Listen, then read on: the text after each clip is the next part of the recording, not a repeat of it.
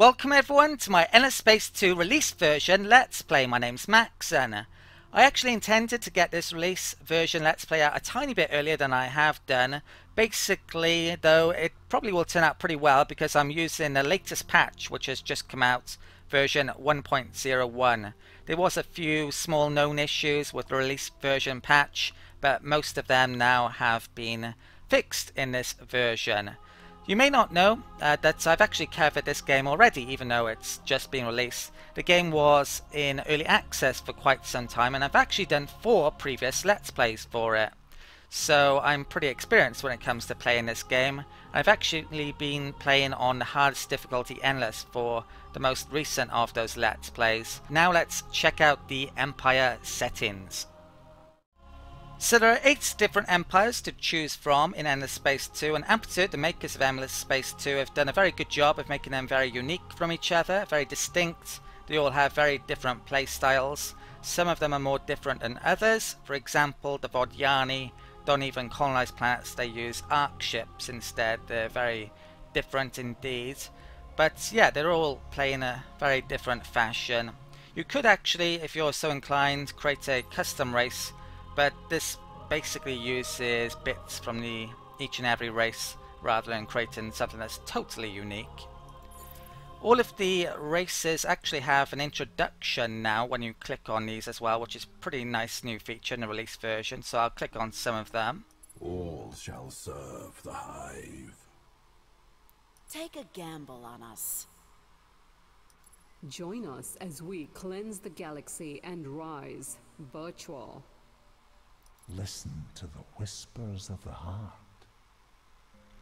I came very close to actually playing as this race, but I'm not going to be playing as them. Basically, them Fallen are new to the release version, but they are a very pacifist race, so I didn't really want to play as a pacifist empire, to be honest. In the initial patch notes, there was some known issues, and it kind of sounded as if they were a bit buggy.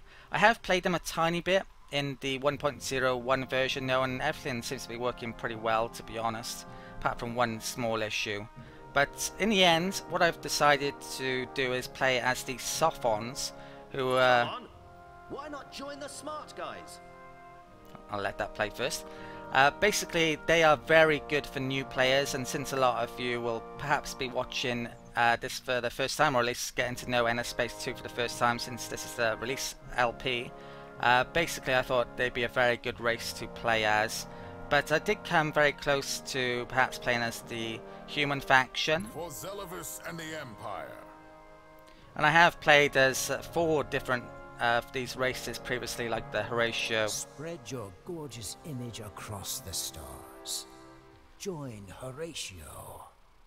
Heal the rift and save the Riftborn. Lead us. And the Riftborn more recently, but as I mentioned, I'm going to play as the Sophons. Build a better world, then blow it up with science. So let's get to know them a bit better. The Sophons are a curious, peace-loving race whose highest ideals are found in scientific knowledge and technological advancement. Keen to explore and understand the mysteries of the cosmos, they believe the universe is something to intellectually master.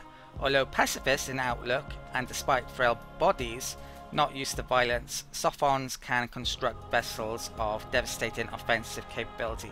Now you can play them in a pacifist manner, but you don't have to. In fact, I'm going to be playing them in a very militaristic fashion. They are really focused on science and not pacifism and trade, which is normal for pacifistic races. You can see they get bonuses to science there on certain planet types, cold planets. And they have affinities and traits like all of the races. They are omniscient, so they get a science bonus given for discovering technologies based on how many players have already researched it. The fewer know it, the higher the reduction on the next research. They actually start with a minor race populace on their home system, which is the Pilgrims, a type of human faction that was a major race in Endless Space 1 but is no longer. They are fast travellers, they get a bit of extra bonus to movement, very nice. They are pathfinders, so they reveal location of unexplored adjacent nodes, that's a nice ability. And you can see here, they get a bit of a negative to their infantry health, but there are plenty of ways that you can overcome that. I'll probably use more tanks later on into the game, or even air units. And like all of the other empires, they start with some extra technologies, which I'll be showing later on when we get into the tech tree. And they have different types of ships as well. Let's have a look at the map settings. I'm going to use them. So I've basically kept this mainly to the default, except for I've increased the difficulty to endless, which I've been doing for the recent Let's Plays. And also I'm going to increase the minor civilization difficulty to hard, so it'll be a bit harder to assimilate them. The other settings I've basically kept the default entirely for the gameplay and galaxy settings. For the actual map, I'm going to be playing on a twin elliptical. It's quite an interesting galaxy. It's basically two galaxies colliding to form one, but in the center you get a bit of area to fight over, and there's kind of a few constellations on each side. It's probably well suited to about 6 players, I'd say, so that's why I've selected 5 competitors here. I didn't select the Vordiani because in the most recent early access version the AI for them wasn't very good, and I had to sacrifice one other race, so I sacrificed the Horatio as well. I'm sure we'll get to see them in the next Let's Play I do though. Possibly I'll even play as them because I really like Horatio actually. So I think I've pretty much done all of the settings. The galaxy size is large, which is not the biggest map, but it's yeah, pretty big still.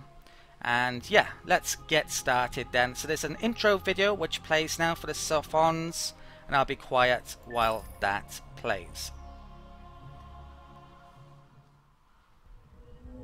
They have always been first, the Sophons. First to split atoms, mine asteroids, and capture the energy of the sun. First, too, to crash their test rockets, trigger artificial earthquakes, and accidentally blow up their moon.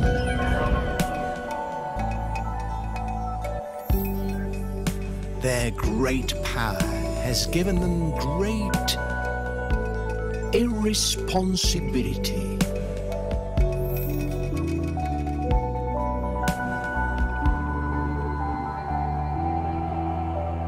But through it, now, they're the first to create perfection. Me.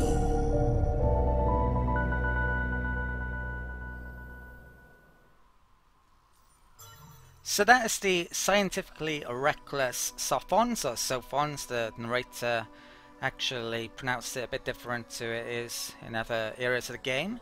But we've immediately got a pop-up here. A hero has been recruited. I'll come back to that shortly. During the intro video, I actually introduced us to Entfer, which is the narrator basically, the artificial AI, which is part of the main quest, which we don't get immediately. I think it's turn 5.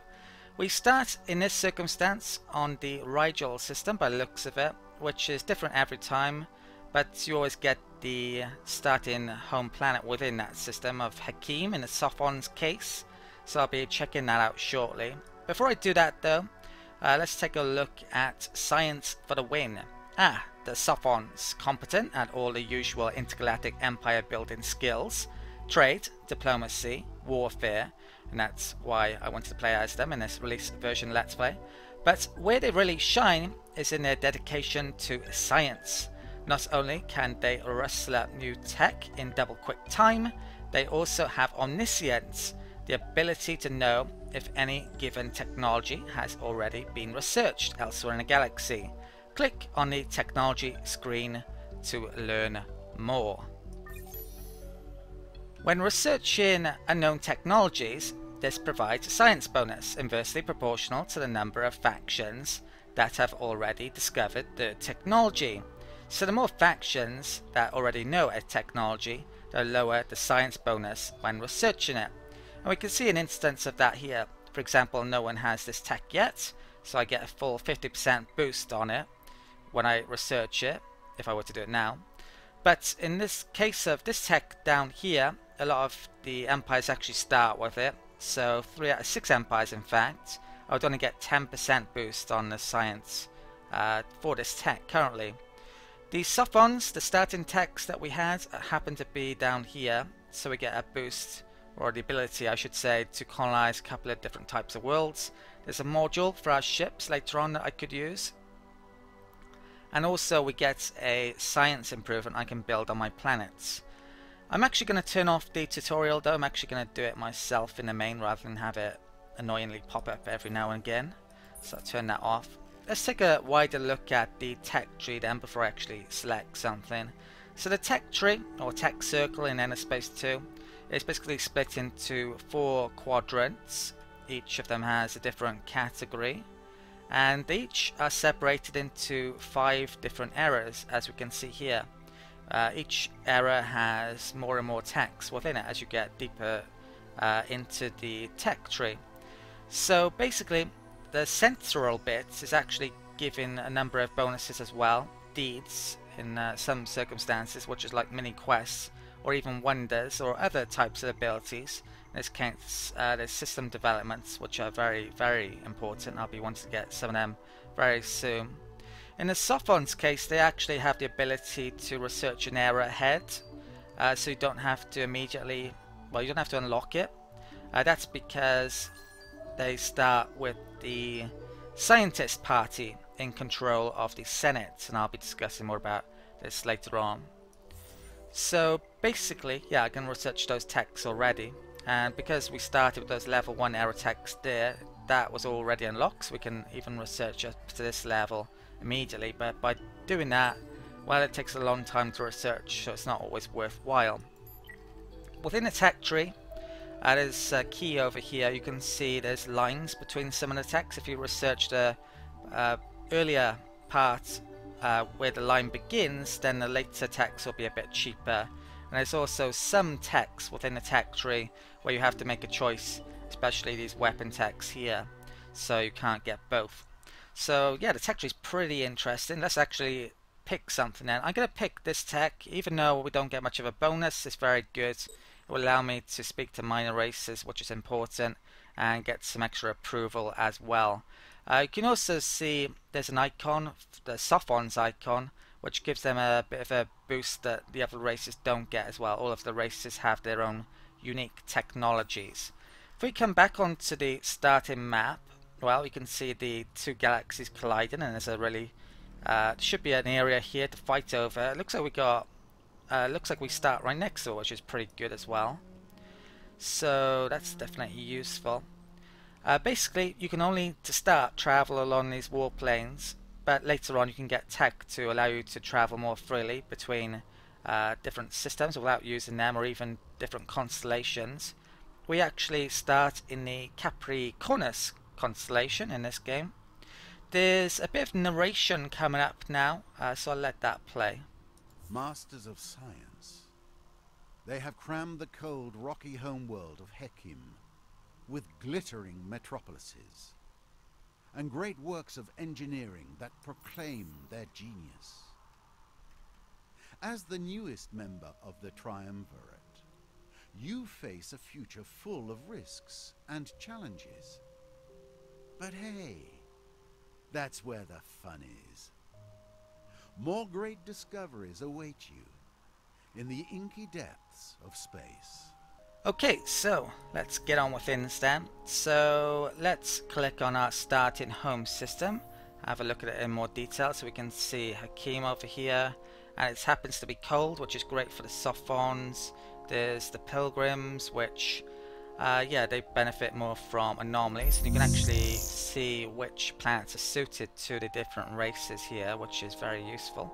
And it's just a management screen. I'm going to start off building this, which will give us extra food and industry, because we're pretty good at science already. I won't need that quite yet, but it's still pretty good to get. And we've got some ships in here. Later on, I'll be coming into this screen and updating them in one fashion or another. See them there with all the different types of modules. Let's take a look at our hero then. So currently the hero doesn't actually have any skill points, but they will do later. So what you can do with the heroes, you can basically do 2 different things. You can either stick them on a system as a planetary governor, or you can have them command your fleets. In this case, this guy is a councillor, so that's more usually used when it comes to being a governor. These traits down here, the first two, wit and labour, are mainly used for governors, and command and wanderlust are for fleets, fleet commanders. This guy actually has one more point as a fleet governor actually, but yeah, I think I'll make him a governor because of the councillor ability. So let's stick him on Rigel, and he'll get experience and more skills later on. If we come back out there and close that, let's come over to the Senate screen. I actually am immediately able to enact some laws. We happen to be a democracy. Our government type, there are 4 different government types. Each of them does different types of things. The democracy is very good when it comes to approval and actually has more laws than any other government type. But on the downside, you have very little control about which parties actually get into power, which can be a bit of a problem potentially. But we can actually have more parties within the Senate than the other types as well, which since the heroes can get Senate bonus skills, that can be very useful. If we come into the laws, we're a scientist party, so we actually can use some scientist laws, but not all of them are available yet because you need your party to get a certain amount of experience based from winning elections. So out of the initial laws, I'm actually going to want to enact toys for boys.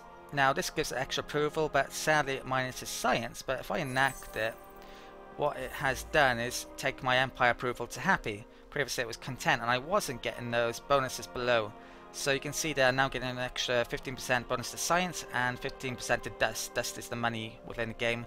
Dust is kind of very much linked to the lore of the game. It's very important. So I'm actually getting more money and more dust by doing that. And being happy will mean at a local level on my systems, I'll actually be getting extra food and influence. So that's great already.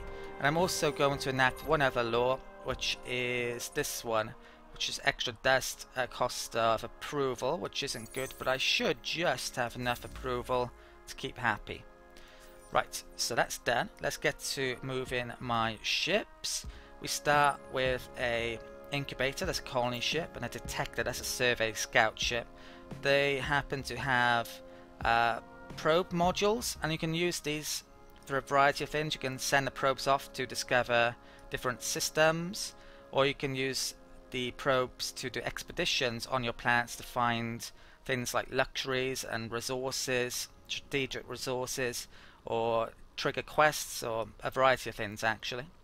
So I think there's something that's worth finding there actually. That white circle means it's actually colonizable already, so that's great. So I'm gonna look there. And we found super spuds, which is a type of luxury. I won't be able to use it anytime soon, but later on I will. Probably not the best of resources that I would have wanted to find, but good nonetheless. I'm actually going to send this probe up to the center. I'm hoping there might be I'll be able to see a constellation. Now since we found a system, but I think that's within my constellation rather than being a different constellation. So we found the Abella system. I've actually used all my movement because it basically uses movement when you use these. I've got my colony ship I can still move though. Abella is actually pretty good. It looks like it's got a special world on it, the Sakoja system, which is linked to the lore of the game and the Endless. I won't read every single thing because it'll take a bit too long, but if you want to pause and check something out when I don't, be my guest. Right, so let's close that. Let's have a look at it in more detail, and we get a slideshow of the planets. Some of the planets have special things on them, like that one did, especially if they have anomalies. It can look very different to normal. So this planet actually has an influence bonus, which is pretty rare, and it's amazing food as well. Okay, I'm definitely going to be wanting to get up here rather quickly. And it was colonizable straight away, wasn't it? Large monsoon. Okay, this is a great start so far.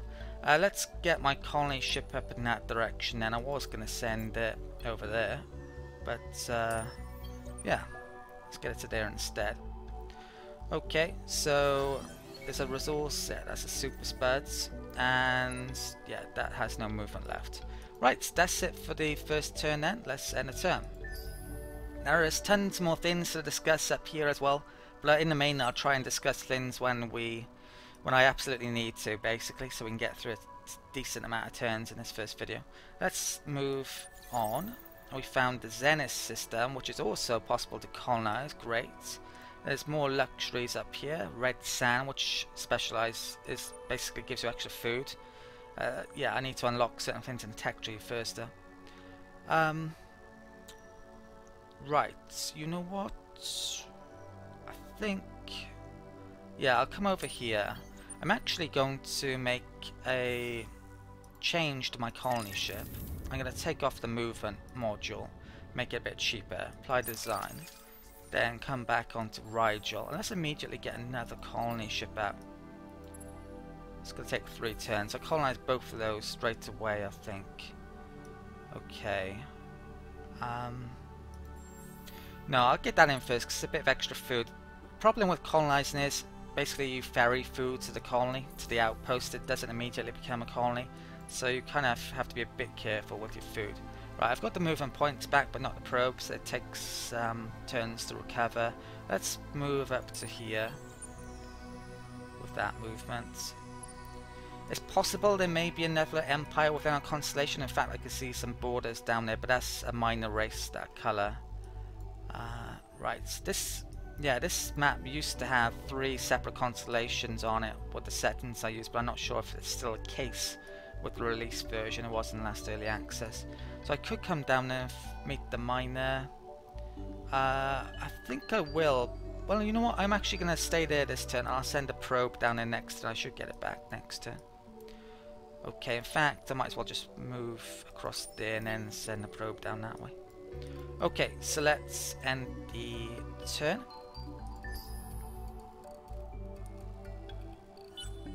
Okay, the probe's still coming off in that direction. You can get better probes later on than we start with. Okay, let's colonize this world. So I'm going to want to colonize a special one. You're looking for food basically in the main here, because that is what accelerates it turning from an outpost to a colony.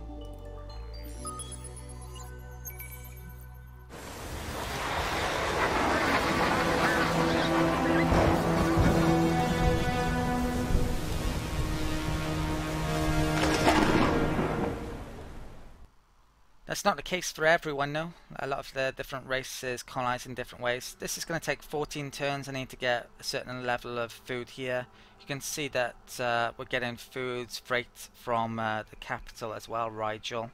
So 14 turns is really quick. What I wanted to do is save up some more money though, so I can actually use these to speed it along. I probably won't do it with this one since it's really quick. That can only be used if someone else tries to colonize it at the same time. That's manpower and that's influence, which I'm actually going to be wanting to use on minor races. There are 5 different basic resource yields within the game: food, industry, dust, which is money, science, and influence. Influence is used to influence other empires basically and enact laws. So let's get the detector to lob a probe down here, hopefully find that minor race, and then I'll send it on its way down there. Okay, yeah, I wouldn't mind getting it back there to do that expedition in a bit though. Okay, so we've got 3 turns left on that, and incubator. That gets done pretty quickly, doesn't it? You know what, I will actually move that back up in the list. Right, so let's end the turn. For every fully fledged colony you get, the prices go up in expense, so you want to kind of, if you're going to help them along, you want to do it at the right time, and that's what I'm trying to do. We've actually met a new civilization here, the Remnant, which is actually new to the release version. It wasn't in the early access. It's a minor race. They happen to be pragmatists, and it's a bit of backstory there as well if you want to check that out. So let's have a start the negotiations here. I think I probably picked up the tech this turn to allow me to interact with these. Let's make first contact. Oh, actually I haven't, so it's next turn I get that. But yeah, these guys, they have a political outlook of industrialists. They're happy. Oh, that is on happiness. It actually does. Let's close that. Let's have a look at population census in a bit more detail then. So the Sophons, each and every race within the game actually has a political ideology that's made up from these political traits here. So this really affects the makeup of your Senate. So they're very much focused on science. We're likely to see the scientific party in charge most of the time, especially with a democracy, which you can't influence too much. Might change it later on though if I really wanted to. We happen to have the pilgrims on our homeworld as well, so they are more religious, but they're actually a mix between religion and science, which is a bit strange. You get collection bonuses, which is really important as well, which means basically you'll want to get a lot of a certain population to unlock these potentially under certain circumstances. Each of the planets actually has different bonuses based on what type of planet they are. So as I mentioned earlier, they're different. They're basically suited to certain planets. Some species are. Right, so let's move on. The fleet's here. We've reached the Bani system. Let's right, so I think I need to move on here. I've got one moving point. When do I get the probe back? I think I'll wait a turn. I'll probably send a probe up that way and then travel down that way maybe. There's actually another miner there. Okay, so let's send a turn. Okay, I think we got a tech this turn. And we've actually triggered the main quest this turn on turn 5. Solo quest started, chapter 1. What a good idea. Running an empire is a large, complex, time-consuming operation. This has been an inconvenient truth since the dawn of Sophoning, one of the few drawbacks to living in a civilization as cosmopolitan, prosperous, and brilliant as ours. One always finds oneself straining for the next yawn-inducing thing. People to meet, things to do, star systems to conquer. It's enough to make one hang up one's hoverboard. One solution to this problem was posed by Ara Nadim, the proctor of future research at Rawab University. Why not get some of the stupider peoples to do it? Surely there is a Sophon somewhere who actually enjoys this endless drudgery. But the existence and immediate ridicule she received was sufficient to change her tune. Why not, she then proposed, acerbically, just get an AI to do it then? The genius of this idea could not be understated. The movement gained immediate traction in High Caucasus. Budgets were allocated, the finest minds assigned to the project, and in a matter of months the Enhanced Neuro-Flexible Entity Research (ENFA) project was launched. Now, just a few short years later, we are ready for the final touches. Tighten the bolts and raise your receptacles, Sophons. With ENFA, finally, a golden age is upon us. Amplitude actually used this a lot in their marketing prior to release via Twitter. So we've got 3 options here on the main quest, and they're loosely based towards the parties. So there's militarists, scientists, pacifists. The thing I'm most interested in though is the reward. So in this case, there's use and lose ships, which is a reduction in ship costs. Yeah, and production cost on ships, which is great. Inspire, that is a Sophon module for the ships, which doesn't seem all that great to me. I think it's only giving you a bit of extra vision compared to the normal module. And there's a pacifist option, which is the ability to use luxuries to bribe minor civilizations. Now, by far the best one in my opinion is the militarized one, and I want to play a very militaristic style Sophon empire anyway, so I'm going to be picking that. Okay, so research was completed this turn. Let's check it out, shall we? So if we come in here, well, there's a deed now available, or a wonder I should say, which I will want to build at some point, but it's very expensive. That opened up the next era, I think. There's some suggestions here as well that you could go for in a tech tree. To be honest, I never really paid this any attention. I know the tech tree pretty well at this point in the main, although there is new stuff in the release version which I'm not aware of yet. But let's select something then. I'm going to need production early on, and this is very good. In fact, the Sophons, this is a unique tech because it's a change here to the normal normal improvement. Basically, they get a bonus to coal planets as well. The other races don't get that. This will also unlock titanium, which is very important strategic resource for our ships later on. So that's next on the list, and then we can also now speak to this minor race and start to praise them.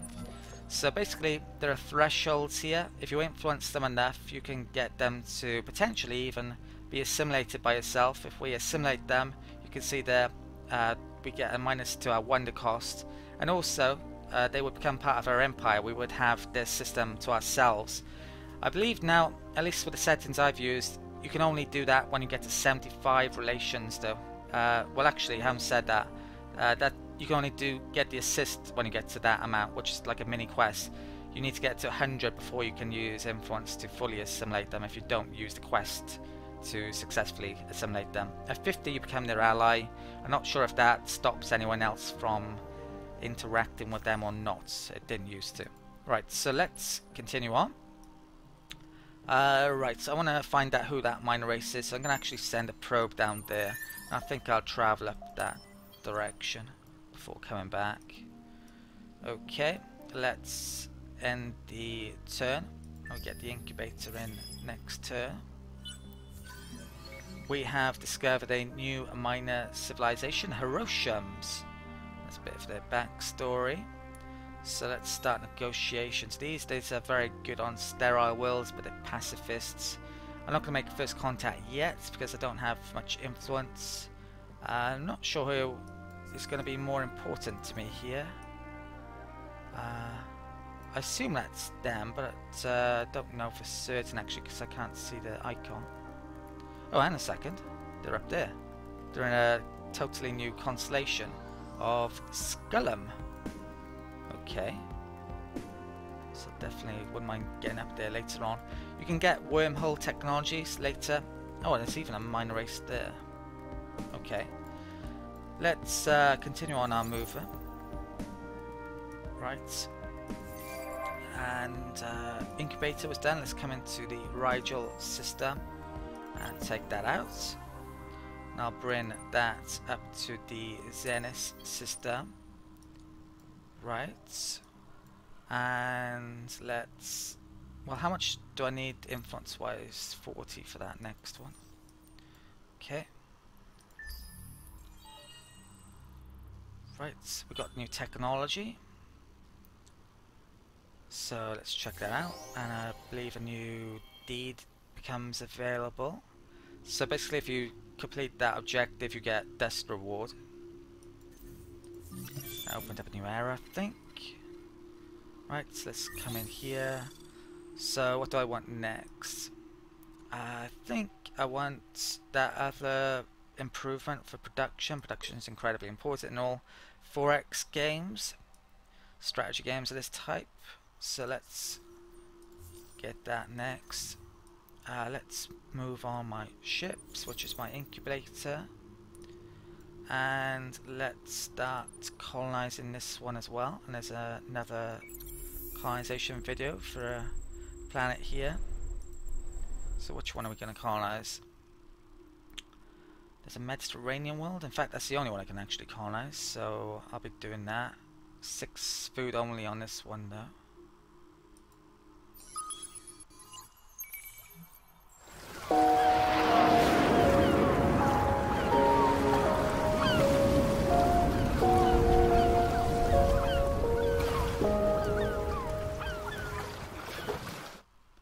There is a strategic resource though, which will be very useful later on.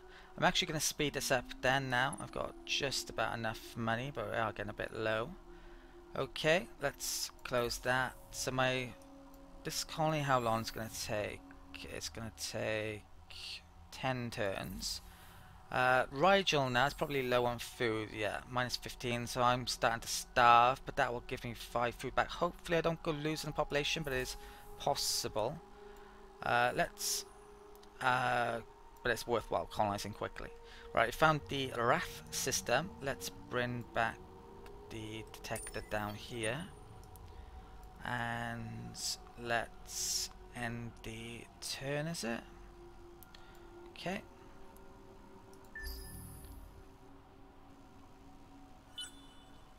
Right. What have we got going on then? I've got detector here. I think. Right, I've got probe. Oh wow.